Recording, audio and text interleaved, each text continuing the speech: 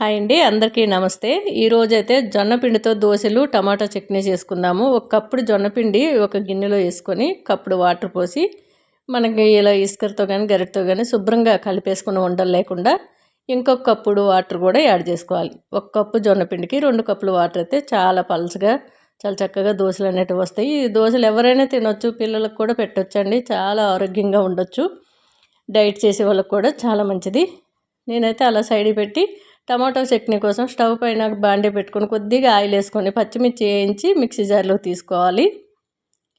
ఒక 4 టమాటాలు ముక్కలు కట్ చేసి అదే కళాయిలో వేసేసుకొని కొద్దిగా పసుపు, కొద్దిగా రాళ్ళుప్పు, కొద్దిగా చింతపండు వేసి బాగా కలిపేసి మూత పెట్టి ఒక 20 నిమిషాలు అలా ఉడికించుకుంటే సరిపోతుందండి. స్టవ్ మీడియంలో పెట్టినట్లయితే త్వరగా ఉడికిపోతుంది.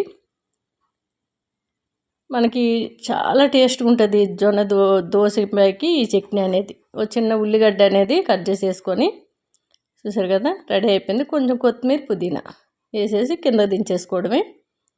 అదే స్టవ్ పైన దోశలు పెంకి పెట్టుకుందాము. మనకి ఈ దోశలకి నాన్ స్టిక్ అయితే తొందరగా మంచిగా వస్తాయి.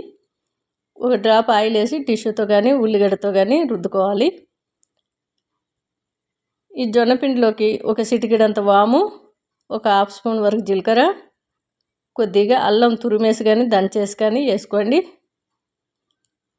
టేస్ట్ చాలా బాగుంటాయి. ఎప్పుడు కావాలంటే అప్పుడు చేసుకోవచ్చండి. పిల్లలు అయితే ఎక్కువగా ఇష్టపడతారు. పిల్లలకి పెట్టేటప్పుడు పచ్చిమిర్చి వేయకుండా నడుస్తుంది. ఉల్లిపాయ ముక్కలు, పచ్చిమిర్చి, కరివేపాకు. ఈ దోశలకి మెయిన్ కరివేపాకు సువాసనతో చక్కగా తినాలనిపిస్తుంది. మరిన్ని దోశలు అయితే వెళ్ళిపోతాయి ఊరికనే, అంత టేస్ట్ ఉంటుంది. చిటికెడంతా సాల్ట్ వేసుకున్నాను. బాగా పెంక అనేది కాలిన తర్వాత మనం ఈ దోశ వేసినట్లయితే చక్కగా ఊడొస్తుందండి. మనకి దోశ కొంచెం డ్రై అయిన తర్వాత మాత్రమే నెయ్యి అనేది అప్లై చేయాలి. కొద్దిగా చిటికెడంత కారం పొడి పైన చల్లుకున్నాను. మీరు కావాలంటే మనకి క్యారెట్ తురుము కానీ బీట్రూట్ తురుము కానీ వేసుకోండి, చాలా బాగుంటుంది. ఇలా నెయ్యి అప్లై చేసి, నెయ్యి పచ్చిగుంతప్పుడు దోశ అనేది కాలక ముందే మనం నెయ్యి అప్లై చేస్తే ఊడి స్పూన్తో అంతా వస్తుంది. డ్రై అయిన తర్వాత వేయండి. మిక్సీ జార్లోకి మనం ఫస్ట్ పచ్చిమిర్చి వేయించి పెట్టుకున్నాం కదా, దాంట్లోకి టమాటో అంతా వేసేసుకొని కొద్దిగా జీలకర్ర, 3 ఎల్లుల్లి రెబ్బలు వేసి మెత్తగా పేస్ట్ చేసుకోవాలి. నేను ఇంకా దానికి పోపు వేసుకోవట్లేదు. టమాటో పచ్చడి వీటిలోకి అసలు పోపే అవసరం లేదండి. చక్కగా పుల్లగా పెట్టుకొని తినేయచ్చు. మీకు కావాలంటే పోపు వేసుకోండి. ఇలా వేడివి ఎప్పుడు కావాలంటే అప్పుడు వేడివి చేసుకొని తిన్నారంటే చాలా బాగుంటాయి. డైట్ చేసే వాళ్ళకైతే కడుపు ఫుల్గా అనిపిస్తుంది. 2 దోశలు వేసుకుంటే సరిపోతుందండి. మీకు బ్రేక్ఫాస్ట్ కానీ ఈవినింగ్ టైంలో స్నాక్లకు కానీ తినొచ్చు. చాలా బాగుంటుంది.